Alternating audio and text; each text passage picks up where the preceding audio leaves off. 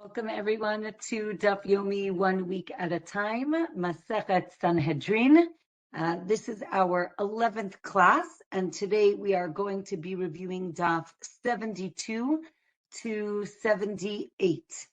We're continuing discussing the rebellious son, the Ben Sorer Umoreh, and the Mishnah tells us at the bottom of Daf 71 that we judge the rebellious son based on what we think is going to happen in his future, as opposed to what he is doing now.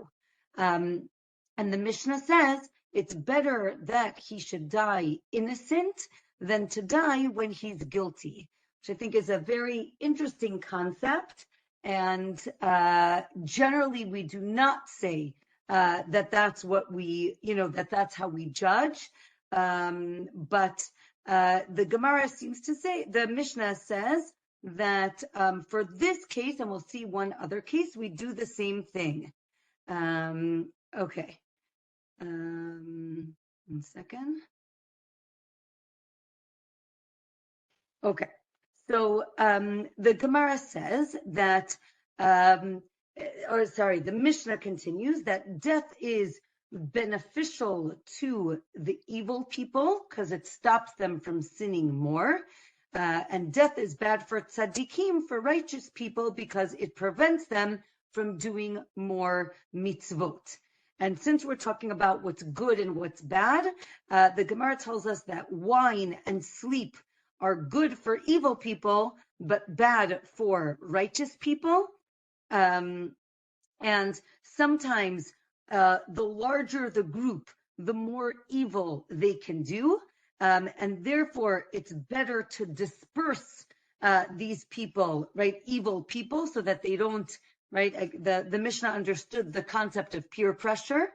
But for tzaddikim, right, for righteous people, it's good to be assembled. It's good to be together. They get strength from one another.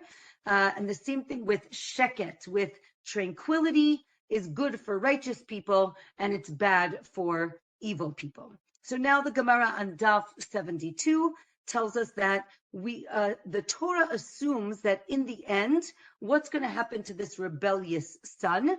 In the end, he's going to steal all of his parents' money, and then he's going to want more money. So he's going to end up going out and robbing people.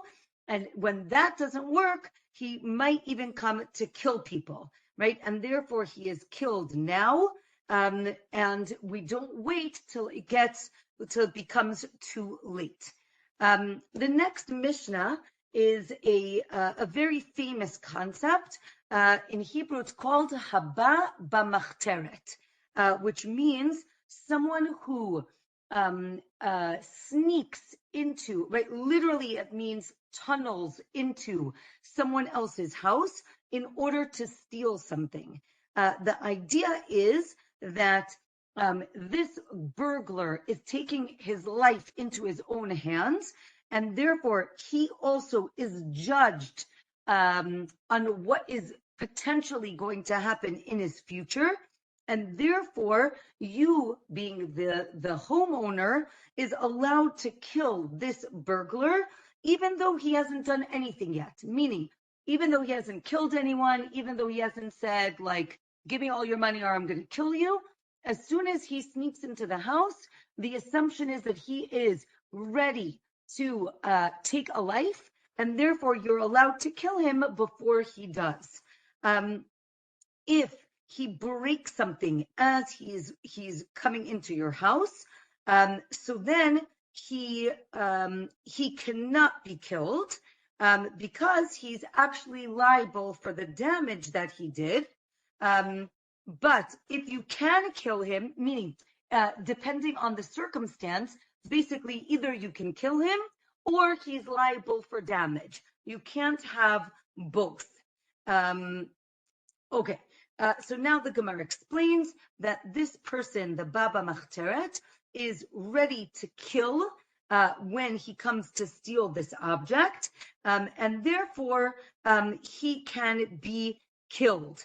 Right, the the sentence or the principle is, right, if someone is coming to kill you, you're allowed to kill them first, right? In Hebrew, it's imba lehargecha.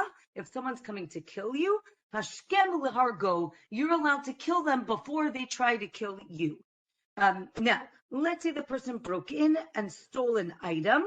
So they actually don't need to return the item because he was subject to being killed at that time, and therefore he does not need to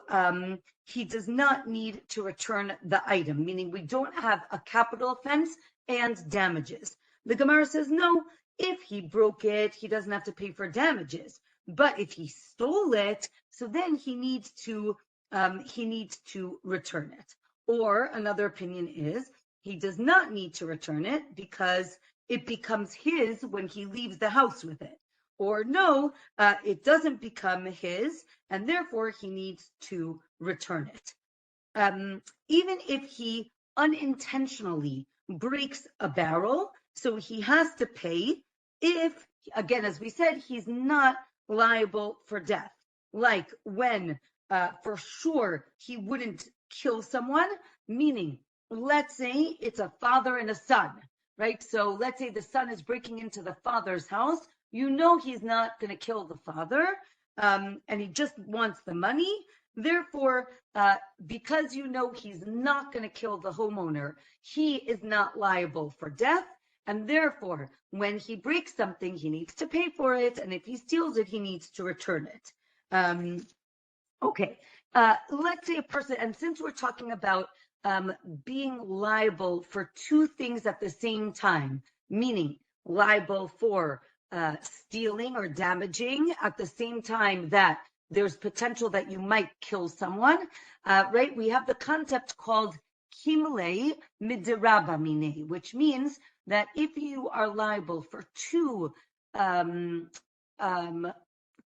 punishments at the same time, you only get the more severe punishment and you don't get the lesser punishment. So we have another example of this. Let's say a person steals on Shabbat and he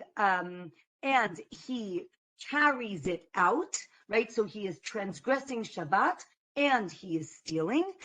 So because he's liable for both, in this case he is liable for both things because it didn't happen simultaneously. Meaning, first he stole something, and then he walked out of the house and he transgressed by carrying the object into the public domain. However, if he dragged it out, so then he's exempt because the same time that he transgressed for Shabbat, he also transgressed for stealing. Okay, then we have a story. A person stole rams from a Rava, and then when he tried to return it, he didn't accept them back because he said, you acquired them when you stole them. Sorry, 1 second. Okay, as we said, if it's clear that he could kill you, so then you're allowed to kill him first. But if it's clear that he would not kill you, so then you cannot kill him, right? As we said, a son, actually it's interesting, the Gemara says it differently than what I said before. The Gemara says a son assumes the father wouldn't kill him, but the father, unfortunately, interestingly, this is how the Gemara sees it, but the father can't assume that the son won't kill him, right? Let's say if you know the person loves you, you can't kill him because he wouldn't kill you. And you can kill him either, whether it's during the week or it's on Shabbat. You can also kill this person in any way, right? You might have thought only the homeowner is allowed to kill him, right? Because he is what's called a rodef, which we're going to talk about in a minute. Rodef means, right, someone who's chasing you to kill you. If anyone sees a rodef, they are allowed to kill him. It doesn't have to be that the victim is the one the only one that can kill him. Anybody who sees this happening can also kill him. And we said, because the verse says mot yumat, meaning he will get killed or he will die, means you can kill him in any way. It doesn't matter.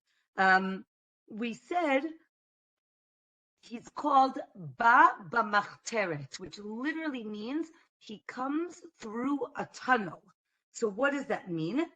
If he, basically any way that he sneaks into the house is a problem, right? If most robbers tunnel in, and that's why they use the case of tunnels, or maybe if he tunnels in, you don't need to warn him, but if he comes in another way, maybe then you need to warn him. A rodef, as we said, rodef means someone is, it literally means chasing after you, right? If someone is chasing after you to try to kill you, you do not need to say, stop right there, or I'm going to shoot, right? You can actually just shoot. You do not need to warn him. The Gemara now goes into, I would say, a very maybe sensitive discussion, which is, right, if a mother is giving birth, and sometimes we see, right, if as she's giving birth, the baby is threatening the mother's life. The question is the baby seen as a rodef, right? Is the infant, the fetus, right, running after or trying to kill the mother, and therefore there would be consequences. So the Gemara says, now it's a much more complicated case, but I'll read to you what the Gemara says. Obviously, there's a much longer conversation for what is the exact halacha, but the Gemara says that if the mother is giving birth, if the baby's head came out already, you cannot kill the baby to save the mother. It's not seen as a rodef because it's already seen as a living human being, right? And it's part of natural childbirth, and therefore you cannot kill the baby to save the mother. Now, again, as I said, halacha, the actual halacha is much more detailed and much more nuanced. So we can discuss that later or another time. Okay, if a person is chasing another person, so the Gemara says you should try to stop him in a different way, meaning don't shoot for the heart, right? Aim for something else. But if they don't listen, then you can kill him. As we said, you do not need a warning. If you tell him, don't do this, and he says, I'm going to do it anyway, so then he is liable. Daf 73. So now we're going to have the next Mishnah, that there are people, right, the following people, there are people who can be killed in order to save others. And this is what we just mentioned before, the rodef. You can, right, the person who's running after someone to kill him, you can kill him in order to stop him from killing someone else. Or maybe it's a person who is trying to sodomize a man, or someone who is going to violate what's called a na'arat me'urasa, a girl who is engaged. If the person is running after an animal, or to transgress Shabbat, or to do idolatry, you cannot kill them to prevent them from sinning, right? So again, if you think about the Mishnah that we had beforehand, there were specific cases where we are allowed to kill the person to prevent them from sinning, but those are the only cases. And in these cases, again, only in these two cases can you stop them, or three cases can you stop them. For other transgressions, you cannot stop the person to prevent them from sinning. So now the Gemara explains. The verse teaches, right, lo ta'amod al dam re'echa, right, you should not stand idly by while your friend is going to get killed, and therefore you need to stop the assailant, or this verse teaches us that you need to save a person, right? If you are walking down the street and you see someone drowning, you need to stop and save them as well. Or we learn it from the Na'ara Me'urasa, right? That we can stop someone from violating her by killing him. Therefore, if he wants to kill somebody, then obviously we can stop him from killing someone. Okay. It says for the engaged girl who is being violated, it says ve'ein moshia la. There's no one to save her, right? Therefore, if there is someone there to save her, you're allowed to save her, right? You can kill him in order to save her. It says then that we also have to save a life. And therefore, right, even if you have to hire someone to save a person, you are allowed to do that. Right, let's say a person is chasing a woman to sleep with her, and the prohibition to sleep with her is a capital punishment or karet, then you're allowed to kill him. But if it's a lower level, then you can't.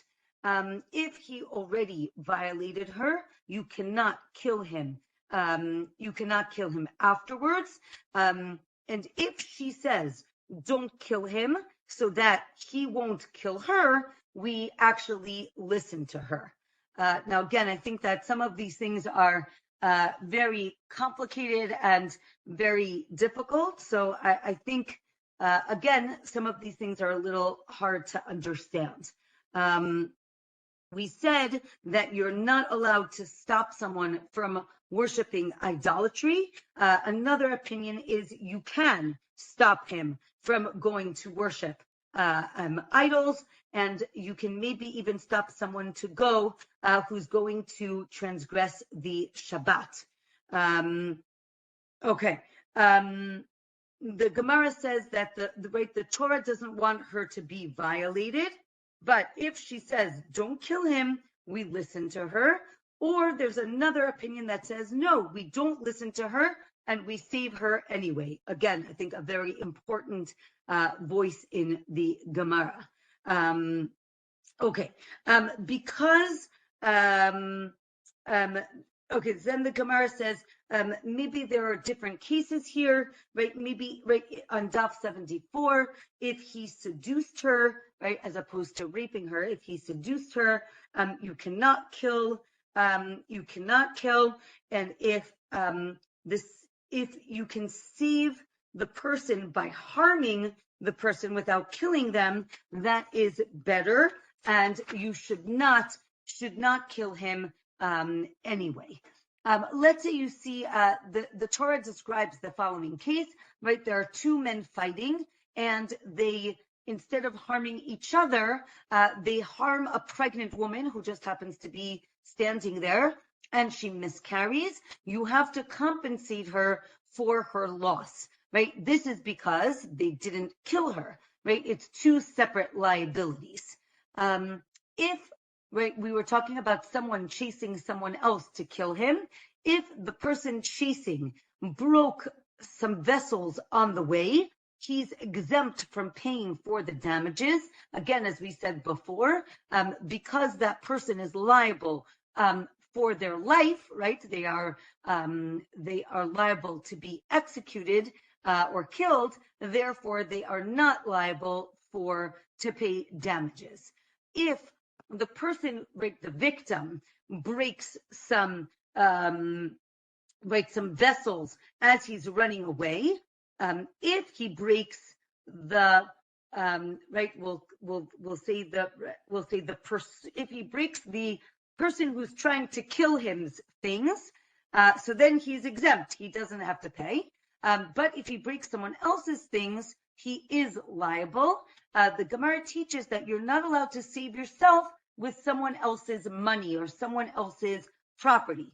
One could say you can save yourself, but then you are liable to pay for those damages. Let's say a third person starts chasing after them to save the first person from the second person, if the third person breaks something while chasing the other person, so then he is exempt. And this is the Gemara's way of encouraging people to get involved, right? If you're going to say, oh, no, you're going to have to pay for anything that you broke on the way when you're saving someone else, you'd say like, oh, why should I get involved? I don't want to get involved. I don't want to pay anything, right, for damages. The Gemara says, no, you're exempt. You don't have to pay for any damages, and therefore go save the other person. Okay, right?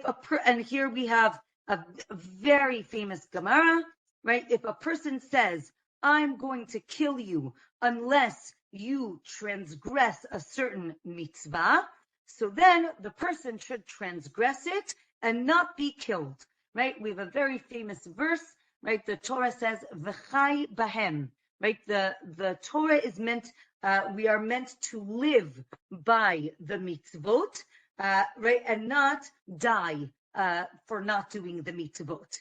And therefore you should transgress and not get killed, except for what we call, right, the three cardinal sins, right?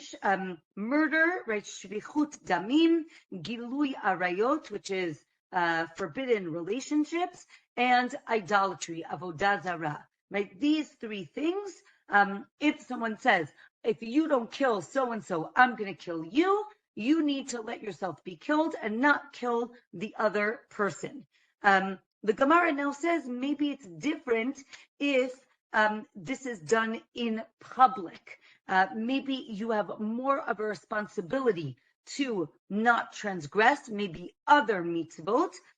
It is what's called a chilul Hashem, right? You are desecrating the name of God if it's something in public. The Gemara says, right, we all know the very famous verse in Shema, Ve'ahavta et Hashem Elokecha bechol levavcha ubechol nafshecha ubechol meodecha. Right, we have to love God with all of our heart, all of our soul, and everything that we have. And it's important to recognize that. Right, the Gemara explains that sometimes we have to give up our life to show that we love Hashem. Right, so the verse teaches that these three are what's called, as Zohar wrote here in the chat, right, Yehareg ve'al ya'avor. Right, it is better to be killed and not to transgress these three mitzvot. Right, so a person was told to kill so-and-so to save his life, and the Gemara very famously says, who says that your blood is redder than his, right? Why should you kill someone to save your own life? Someone is still going to end up dead. Who says that person is worse than you or better than you, right? Meaning you can't say that, and therefore you are not allowed to take the other person's life. Maybe it's during a time of persecution when there were decrees that even a small mitzvah, you need to sacrifice your life and not do even a small mitzvah. Or the Gemara says, no, maybe in private you can do the sin, but in public, even a small mitzvah, you need to give up your life for, even to change your shoelaces, which was just a custom. What does it mean in public? In public means more than 10 Jews. We learn this from the pasuk v'nikdashti betoch b'nei Yisrael. God is going to be sanctified within b'nei Yisrael, within the nation of Israel. And because we have the words betoch, it takes us to the spies, where we have the word edah. Edah means 10 men, right? So if there are 10 Jews, that is called a public thing. The Gemara says, wait a minute, you're saying that you're not allowed to do, you're not allowed to have forbidden relations. But the Gemara says, very appropriate to this next week, right? But what about Esther? Esther slept with Achashverosh. and everybody knew about it. It was something very public, and she shouldn't have slept with him. The Gemara says, no, she was passive, right? The line, Esther Karkat Olam, right? She was like the ground. She was passive, and therefore she didn't have to give up her life. And the Gemara says, no, right? Maybe this is not because he was not Jewish, maybe she did not have to give up her life for this. The Gemara has another story of a non-Jew who wanted a Jew to cut the grass to give to his animal. So if that's the case, you can do it because he's getting benefit. But if he says, you better cut down this grass and then throw it in the garbage, it's a proof that he's just trying to get him to desecrate the Shabbat, and therefore you should not do it. Now the Gemara asks, does a non-Jew need to give up his life for the 7 mitzvot that a non-Jew is obligated to do? So the Gemara brings the story of Ne'eman. He was not Jewish, and he was healed by Elisha. And Elisha told him, go back to, go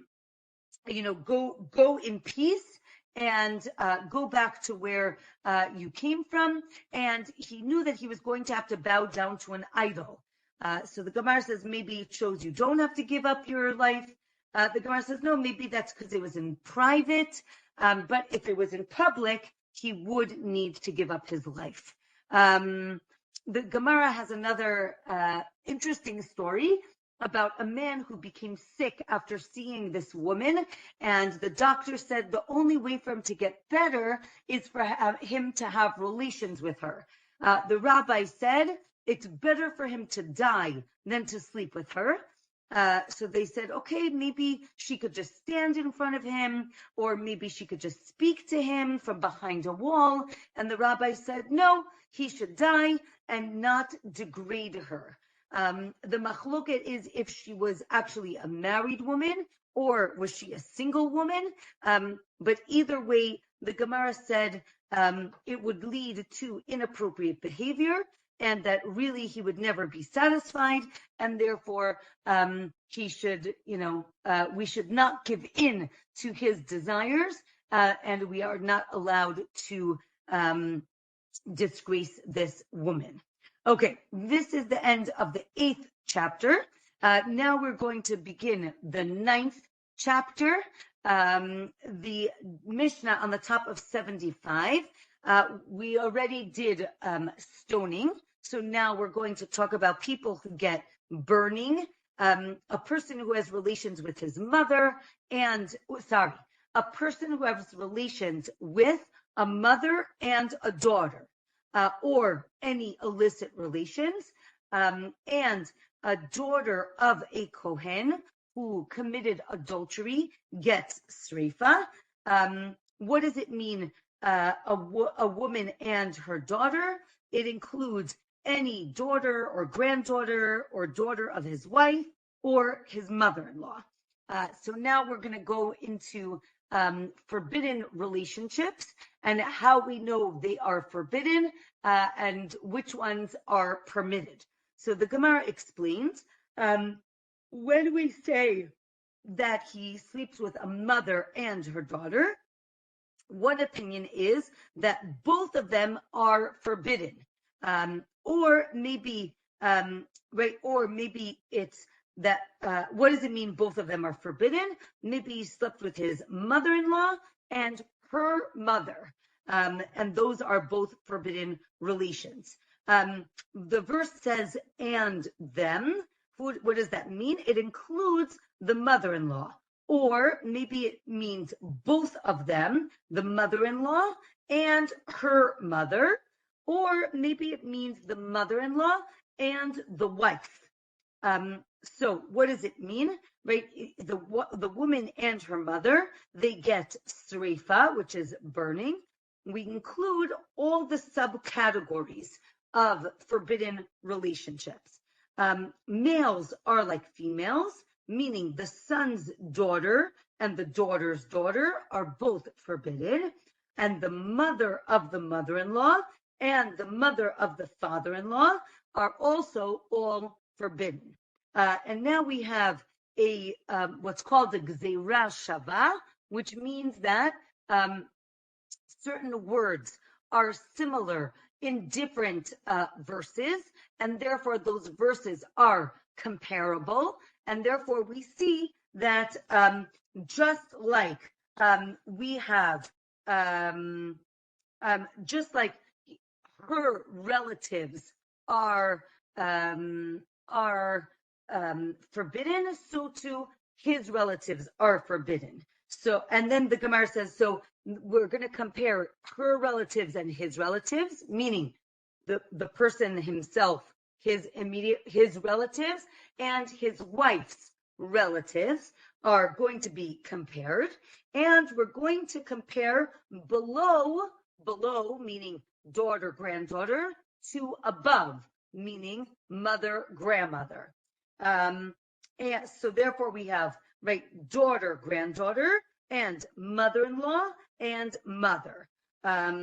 So the Gemara says we actually have 3 generations above. We have the wife, her mother, and her grandmother. Right? The same thing, it goes down, his wife, his daughter, his granddaughter. Right? So too, maybe all of their punishments are srifa, right? Are burning.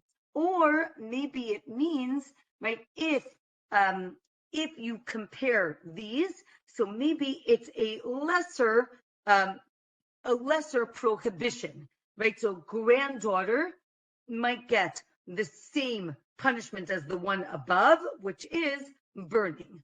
So the verse says, imcha hi, right? She is your mother. So a person is only forbidden to be with his mother, but not his grandmother. Again, it's forbidden on a different level, but again, it's not on this level. Okay, we now have 2 principles that we use to understand different verses. We have a concept of learning from one, let's say, from one category to another, right? So if you have a gzeira shava, or right, if we're going to learn from one category to another, there's 2 ways to interpret it. Either we say we're going to learn from one category to another and keep it as the same punishment, or we're going to say we're going to learn one from the other that it's forbidden, but we're not going to keep the same punishment. We're going to have a different punishment. So those are 2 ways to understand these like relationships, and it's going to affect what the punishment is going to be. So as we said, we learn grandmother from grandmother-in-law, and therefore maybe it's the same punishment, which is srifa, which is burning. But right, if her mother or her mother-in-law, sorry, if her mother or her grandmother is srifa, but his mother is stoning, is skila, so how could it be that the grandmother, right, the grandmother is burning, is one punishment, and the other one is a different punishment. So therefore, this doesn't work, and therefore we see that grandmother having relations with the grandmother isn't as we said, isn't a biblical prohibition. It's a different type of it's still a prohibition, but it's a different level of prohibition, right? Grandmother-in-law is forbidden, therefore maybe grandmother is also forbidden, but again, the punishment doesn't line up, right? And therefore, as we said, the grandmother isn't forbidden on this biblical level. Okay, Daf 76. A man can marry his daughter-in-law from his wife, meaning a man marries a woman and she already has a son, and that son is married to a woman. When that son dies, the again, the stepfather-in-law is allowed to marry that woman. You might have thought that it's prohibited because of the wife of his son, right? His daughter-in-law is forbidden to him, but his wife's daughter-in-law is permitted to him. Now, again, we're going to do the same thing that we just did with the grandmother. Maybe we should say that she is also forbidden, but the punishment doesn't work out. And therefore, in the end, we're going to say that there is no prohibition for that relationship. Right? So you might have thought that it would be forbidden because of the wife of his son, meaning his daughter-in-law. But, right, again, now go up, right? If he sleeps with his mother, they get stoning, which is different than his mother-in-law, which is srifa, which is burning. And therefore, since those punishments are different, you can't learn from the man's relations or relatives to the wife's relatives. Because there is a different punishment, we can't learn one from the other. Okay. We also learn that he is not allowed to sleep with a daughter, right? His daughter, but the daughter not from a wife, but from a woman that he violated. There is still a prohibition to sleep with her, even though he's not married to the mother. If he sleeps with her, then he gets sreifa, he gets burnt. If he sleeps with his granddaughter, also sreifa, right, burning.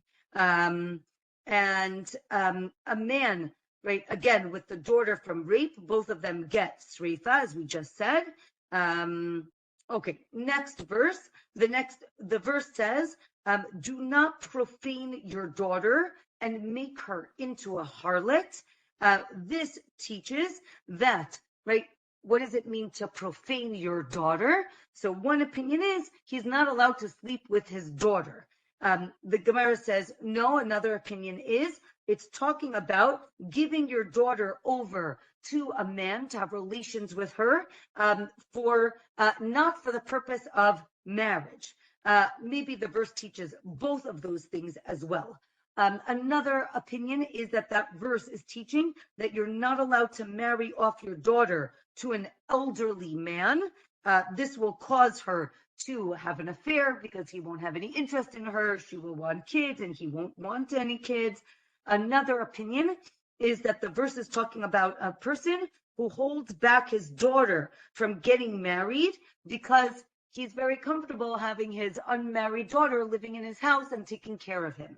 The Gemara calls this person a poor man who is a scheming rasha. He's a scheming evil person because he's not letting his daughter get married. The Gemara says, be careful of people who give you advice that's self-serving. It's not really connected to what we were just saying, but it's a very good advice anyway. The Gemara says that it's a problem to marry off your daughter to a minor, but it's good to marry your daughter off to someone who is about to become an adult, right? If they're close to maturity, to puberty or maturity, then it is okay. The Gemara says that you should love your neighbors and draw your relatives close. And now we go on to the next Mishnah. Again, I think I said this in the beginning, but I don't want to say that I'm reading these Mishnayot or teaching this in an insensitive way, but I'm kind of teaching it straight because I think there's a lot here. We can maybe discuss it a little bit more at the end. So I'm just gonna teach it, and then we can discuss in a little bit. The next Mishnah teaches about beheading, which is called saif or hereg.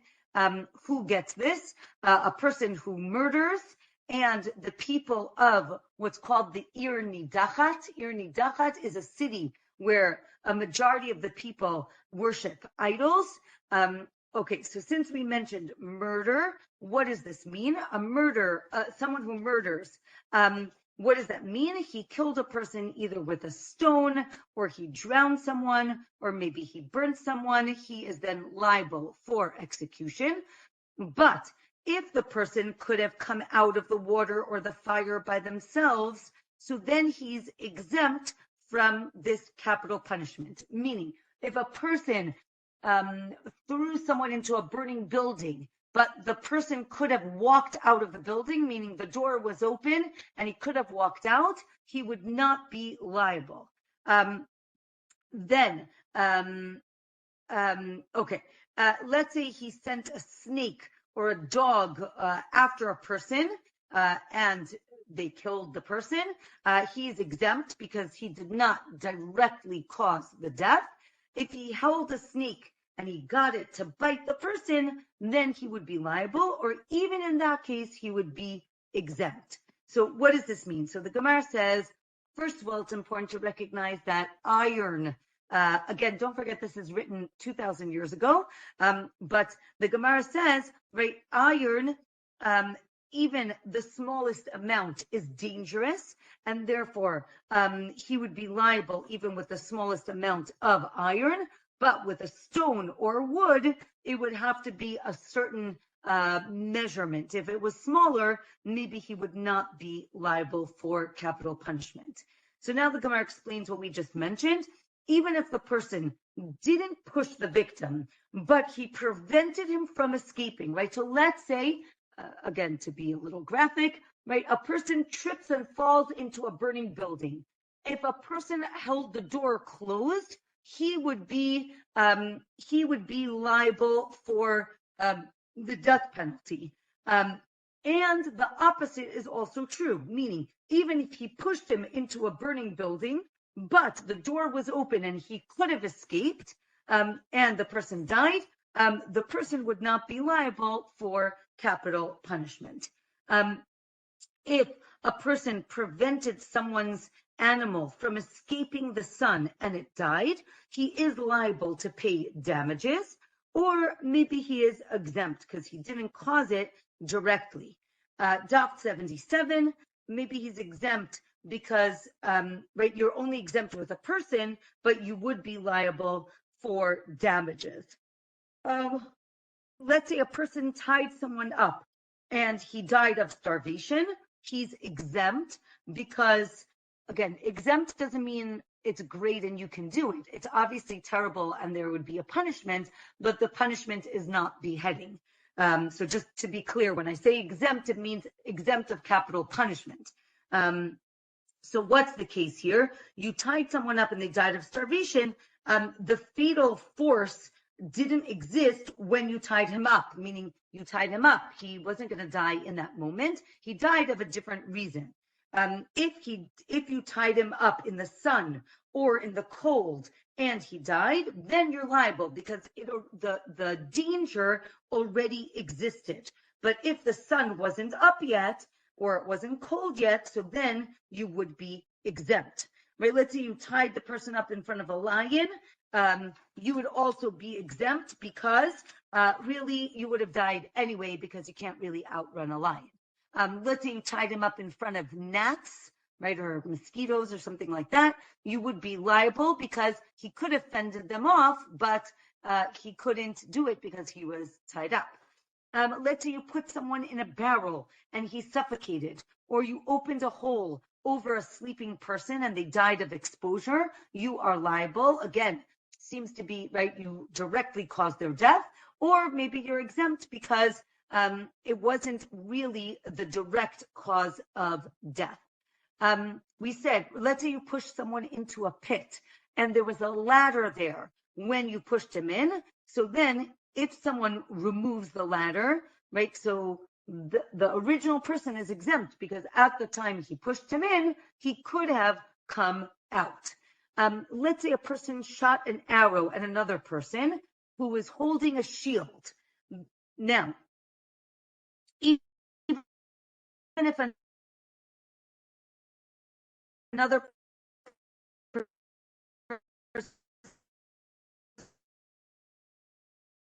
comes and takes away the shield, it's could have cured him, and the have bought medicine in the marketplace, you would also be exempt as well. Let's say a person threw a stone at a wall and it bounced off and killed somebody else, you're liable. The Gemara says it's just like a this game that they used to play with throwing a ball at a wall, which I think we have nowadays as well. Right, so kind of like I forgot what it's called, where you throw it against the wall and then you hit it. It's almost like a racquetball, but without the rackets. So if it killed a person on purpose, no, dodgeball doesn't have a wall though. It does it? I don't know. Anyway, if the ball, yeah. If you killed someone on purpose, then you're liable for death. And if it was accidental, he goes to the city of refuge, to the Ir Miklat. You're liable, even though, right? Maybe it wasn't what you meant to do. So the Gemara says you're only liable if the victim was standing further than 4 amot from the wall. But if they were closer, so then you are exempt because they were too close and they should have been standing that close.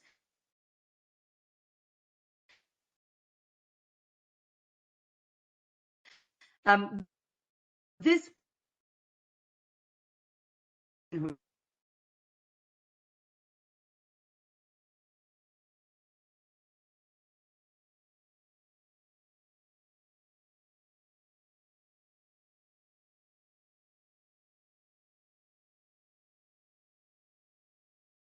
Lost you, Rabbanit. Can you hear us?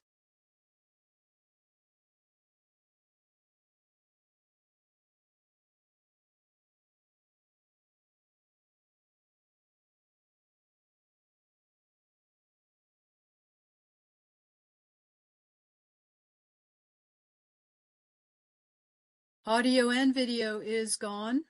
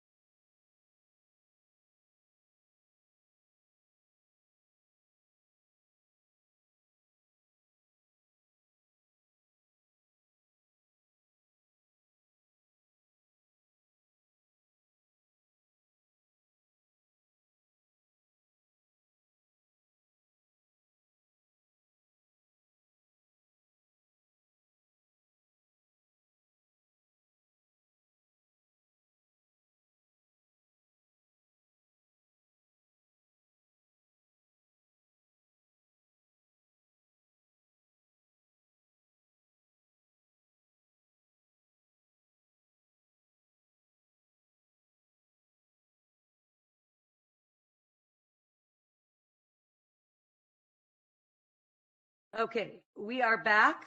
I paused the recording. Okay, so, all right. Did you hear about the ball? We heard the ball bouncing off the wall, right? Yes. Yes. Okay, great. Okay, so let's talk more about direct versus indirect. So let's say a person throws a stone up in the air and it falls sideways and kills someone. You're liable because you're the one who threw it up. Daf 78 says, let's say, this is actually a very challenging example, but the Gemara, again, I also want to say that I think a lot of these examples are seen as theoretical, not practical. But the case is, let's say 10 people hit one person and the person died. So maybe, right, they do it all at the same time or one after the other. They're all exempt from capital punishment because we don't know which one caused the death. Or another opinion is, no, the last one that does it is the one that's liable because that's the one that killed the person.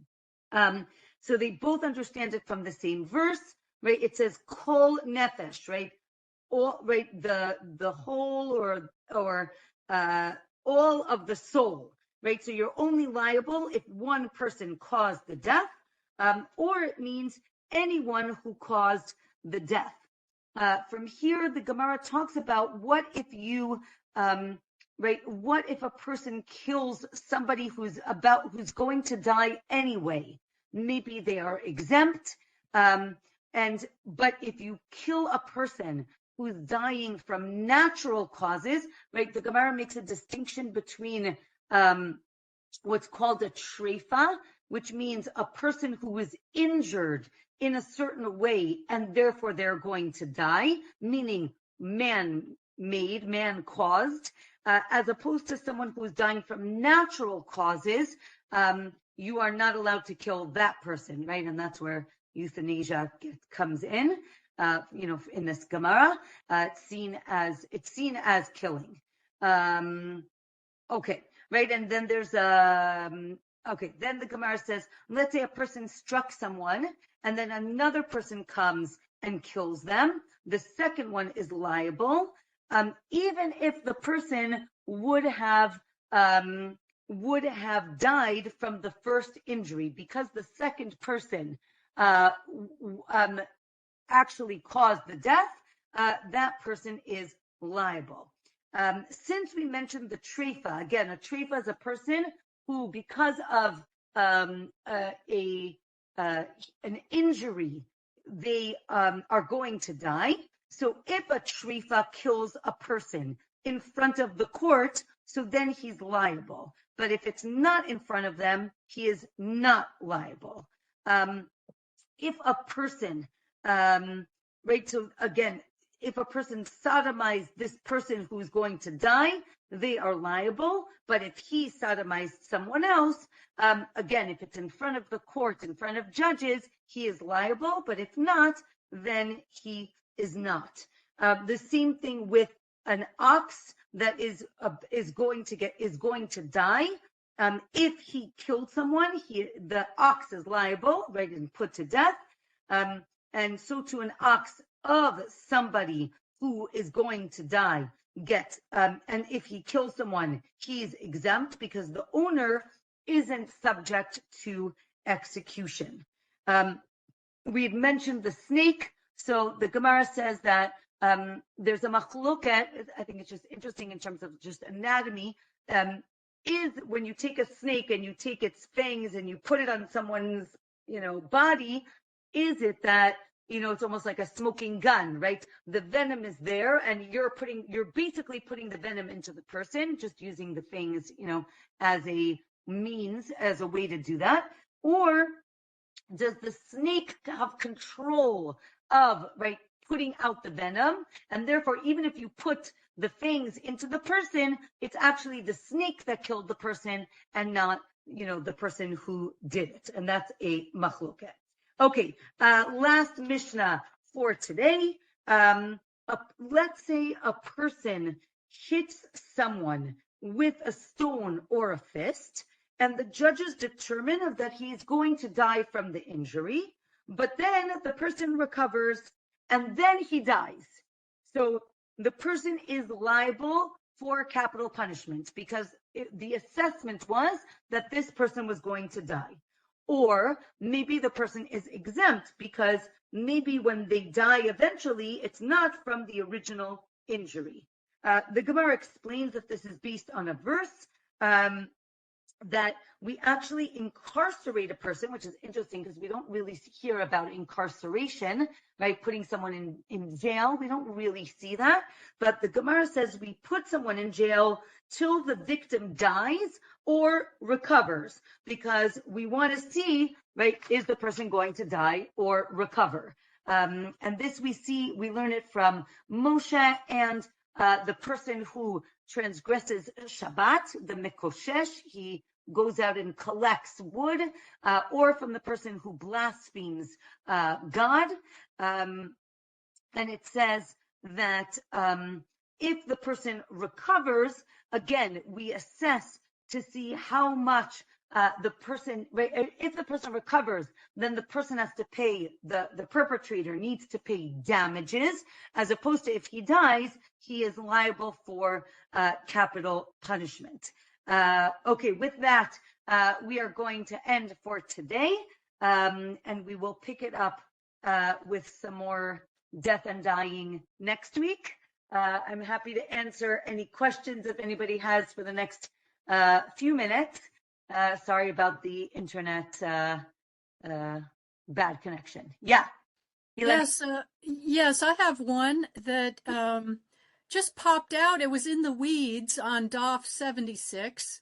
And they're talking about the wicked person and talks about what he might do with his daughter and all the problems in two different ways that could go wrong.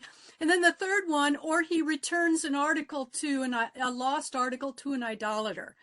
And then there's this long discussion in the Art Scroll version to explain why that's so bad. And it was fascinating. Yes, it's a Torah commandment and it must be done for another Jew, and it's very precious to us and we're very careful. But of course, it's just the way it's described there about how horrible a sin it would be to do such a thing to an idolater and what'll happen to you and whatever. And when I get done reading about all the explanation, and then I'm thinking to myself, how do I know who an idolater is? I mean, everybody's, like in Purim, but everybody's cloaked and disguised, and I don't know what's going on with people. And a Jew could be an idolater in hiding as much as anyone else, and nobody's got signs on them. And I just want to return lost items, and that happens a lot in the community. But it's a mixed community, and, so that would be my question. Just, do I need to pull in my sensitivity to perform that mitzvah? Do I need to be concerned? How do I know who an idolater is? Okay, great question. So first of all, again, I'm not a rabbi, but I think that if you can return a lost item, you should return the lost item. I think that the Gemara is speaking about a time where there's a lot of tension between the Jews and the non-Jews, especially throughout the different generations of the Mishnah and the Gemara. A lot of the non-Jewish neighbors were really trying to kill the Jews. And if they weren't trying to kill the Jews, they were trying to convert the Jews. So I think the rabbis were trying to maintain a distance between the Jews and the non-Jews. Nowadays, I think that many of us, again, not all of us, but many of us are living in a world, in the modern world, where we interact with many different types of people.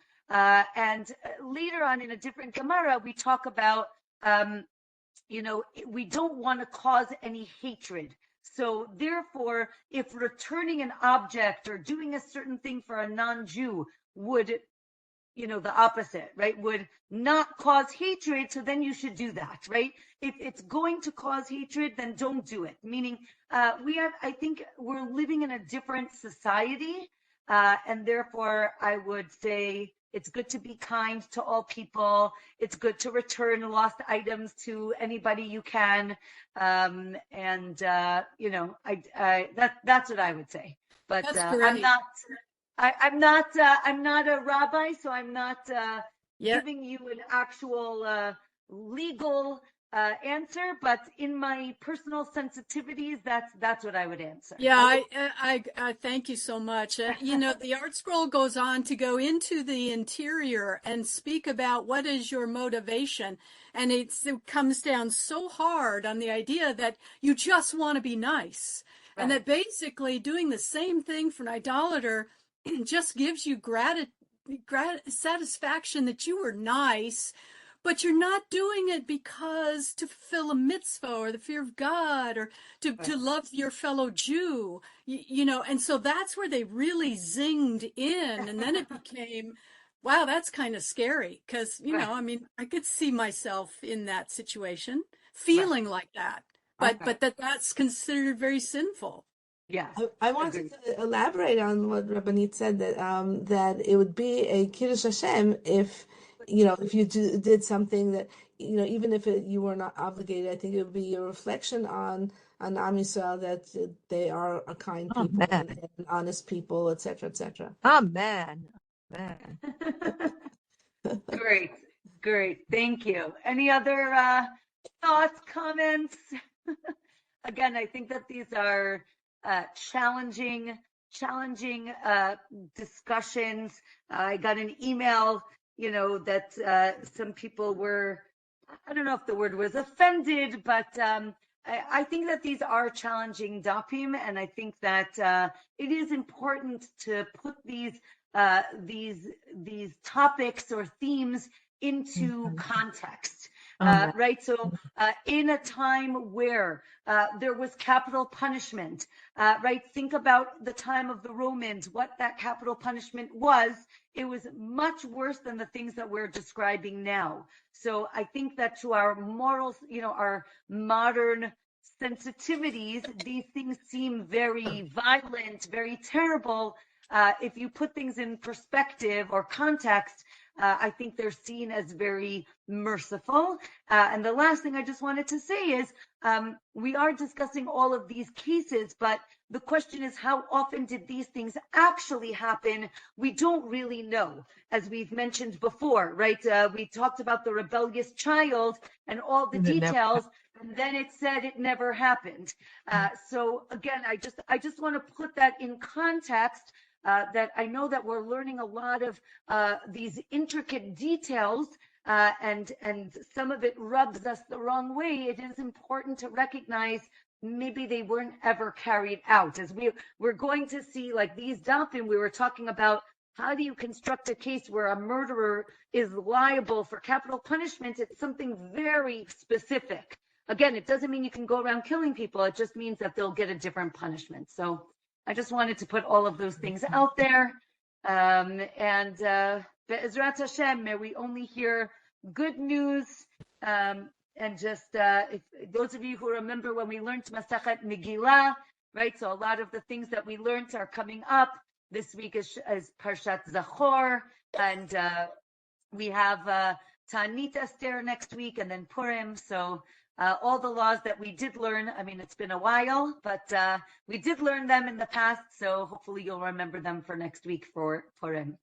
Okay, wishing everyone a Shabbat Shalom. Shabbat Shalom. Okay. Thank you very much. My pleasure. Have a great week.